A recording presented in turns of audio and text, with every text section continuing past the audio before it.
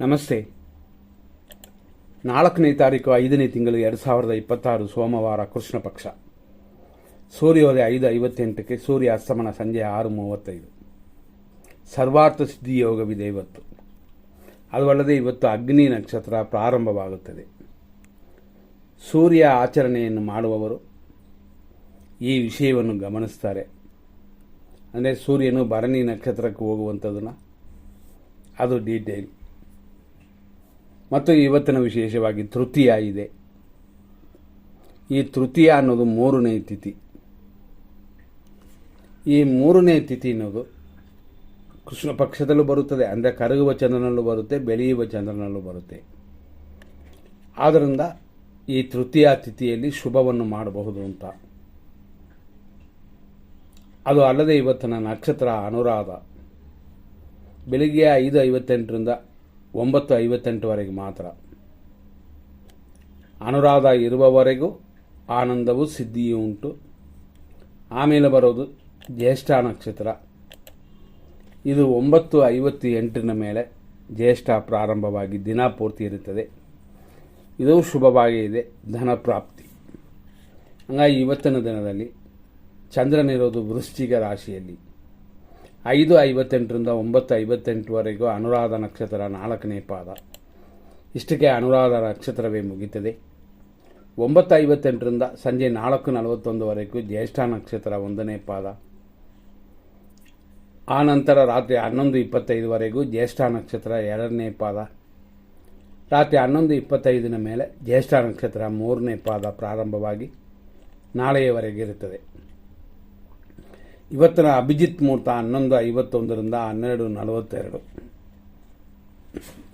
ರಾಹುಕಾಲ ಇರೋದು 7:32ರಿಂದ 9:07. ಯಮಕಂಡ ಕಾಲ ಇರೋದು 10:42ರಿಂದ 12:16. 12:16ವರೆಗೂ ಏನು ಮಾಡಬಾರ್ದು.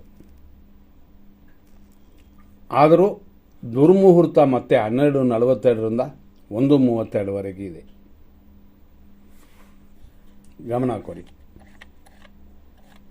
ಇವತ್ತಿನ ದಿನದಲ್ಲಿ 100% ಶುಭ ಅಶುಭವನ್ನು ನೋಡೋಣ. ಈ ಶುಭ ಅಶುಭ ಸಮಯಗಳಲ್ಲಿ, ಶುಭ ಸಮಯದಲ್ಲಿ ಯಾವುದಾದ್ರು ಕಾರ್ಯಗಳನ್ನ ಪ್ರಾರಂಭ ಮಾಡಿ, ಅಶುಭ ಸಮಯದಲ್ಲೂ ಕೂಡ ಹಂಗೆ ಕಂಟಿನ್ಯೂ ಮಾಡ್ಬೋದು. 5:58ರಿಂದ 7:30 ಇದು 100% ಶುಭ. 9:09ರಿಂದ 10:40.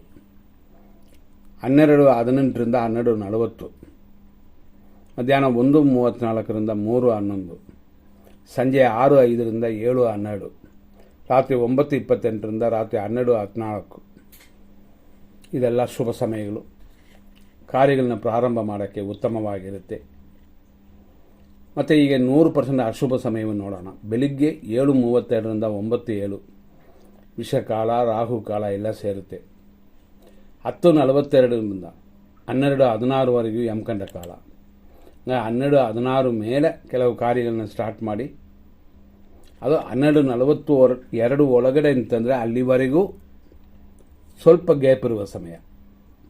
ಅಂದರೆ 12:15 ಅಂತ ಹೆಚ್ಚು ಕಮ್ಮಿ ಇಟ್ಕೊಳ್ಳಿ.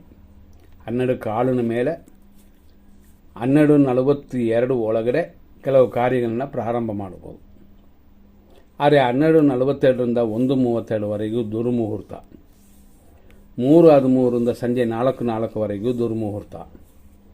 ಸಂಜೆ 4:15ರಿಂದ 6:03 ನಕ್ಷತ್ರವೇ ವಿಷವಾಗುವ ಸಂಭವ. ಹಾಗಾಗಿ ಜ್ಯೇಷ್ಠ ನಕ್ಷತ್ರದವರು ಈ ಸಮಯದಲ್ಲಿ ಸ್ವಲ್ಪ ಗಮನ ಕೊಡಿ. ಸಂಜೆ 7:14ರಿಂದ ರಾತ್ರಿ 9:26ವರೆಗೂ ಮೃತ್ಯು. ರಾತ್ರಿ 12:16ರಿಂದ 1:42 ವಿಷಕಾಲವಿದೆ.